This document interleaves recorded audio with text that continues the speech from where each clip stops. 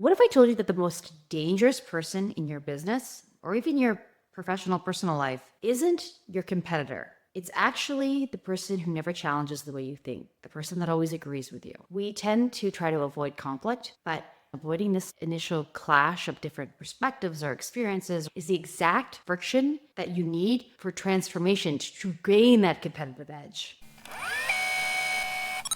Welcome back to my channel where we talk about real strategies for building genuine influence and growth in your professional career, which also translates to your personal life and has a ripple effect through all touch points of your life. Today, I want to dive into something that I think makes a lot of us uncomfortable, and that is talking to or seeking out or conversing with people that do not agree with you or that challenge you. And I have to tell you, it's taken me a long time, but I love a good critique. I know that I have a lot of flaws, and taking criticism when it comes from someone I really trust and believe who's coming from the right place has become my secret weapon for growth. But it really was not always this way. In fact, I grew up extremely closed-minded and convinced that anybody who disagreed with me or poked holes in what I was saying or disagreed with my ideas or decisions was basically out to personally attack me. But it's amazing how clear hindsight can be, because the very thing that I avoided for so long, the constructive conflict, the different perspectives, the clash, turned out to be the catalyst for some of my biggest breakthroughs. This really hit home last week when a colleague of mine that we had never met in person, actually, I'd read some of his books, was in town from Singapore in the US. And for those who don't know him, his name is Callum Lang. He is not just a successful entrepreneur and investor, but he has built now a career helping others scale their businesses with a real focus on strategic board positions. So how becoming a board executive can actually help your career and help different companies, and how it's a progressive partnership and it networks and all this kind of stuff. What struck me most was his take on board of directors and advisory councils in general, because he emphasized that if you think about most companies that have boards of directors and advisory councils, they're relatively big companies, usually relatively successful companies. You don't think of like the little mom and pop down the street with the advisory board, right? Or like the startup one-person brand with a board of directors.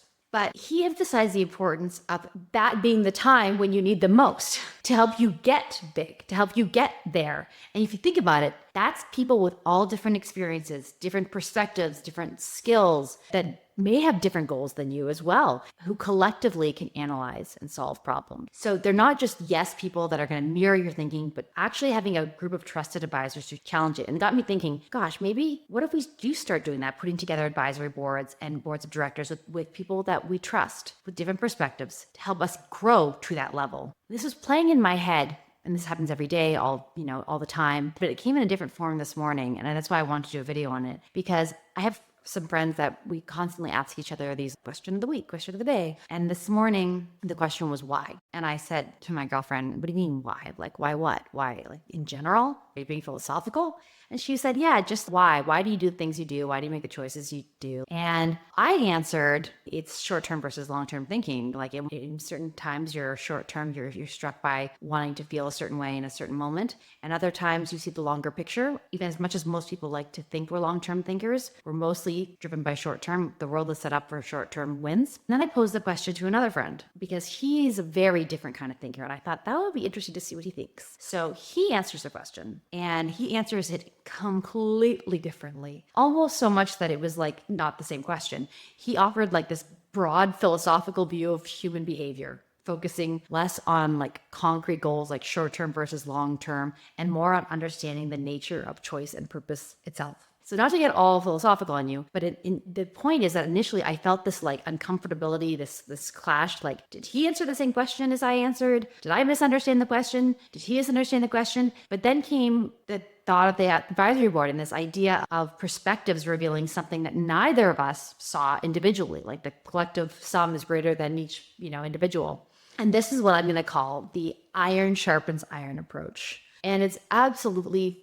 essential to building genuine influence and business acumen, because you need trusted people along your journey. That's not negotiable. No one's built alone. But those people need to challenge your ideas and processes, not just confirm them, not just be a mirror to your ideas. So yes, iron sharpens iron, but first it clashes. and there's friction and there's resistance. That clash isn't something to avoid. We tend to want to avoid uncomfortability and difficult conversations, but it's essential to transforming our growth and how we think from dull and mundane and same to like extraordinary, razor sharp, samurai sword level. So I was trying to think of a challenge that could be really applicable this week. And here it is. And I'm going to do it too. It's to identify one trusted person in your circle who consistently thinks very differently than you. Different side of the fence, just different anything.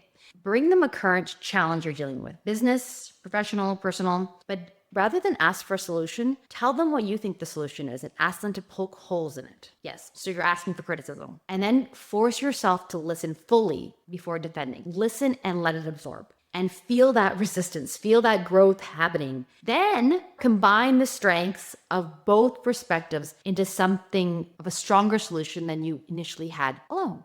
Building influence is not about being right all the time. It's about becoming better through the right kinds of conflict. And the most innovative companies and brands and institutions and leaders don't surround themselves with yes people. They deliberately create ecosystems of trusted, diverse thinkers that are going to challenge them and push them. Remember that conflict isn't just noise. It's kind of like the sound of competitive edge being forced. Drop a time in the comments below with some conflict that you're dealing with or some challenge and who you've decided to ask. And if you can, what the result is, what they decided to say to you if your solution or ideas became stronger. Until next time, don't forget to subscribe to my channel. Just click below and I will see you all back here next week. Bye.